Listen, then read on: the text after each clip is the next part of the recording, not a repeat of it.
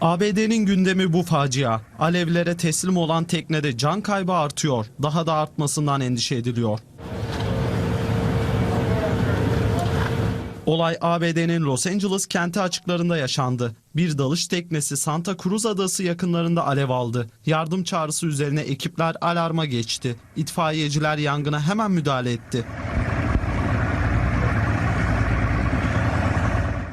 6 mürettebat ve 33 yolcu vardı. Uzun zaman net bilgi alınamadı. Kurtarılanlar ve yaralananlar vardı. Ancak tekne battı. Can kaybı konusunda belirsizlik uzun zaman sürdü. Sonunda anlaşıldı ki biri mürettebat, 33'ü yolcu, 34 kişi yaşamını yitirmişti.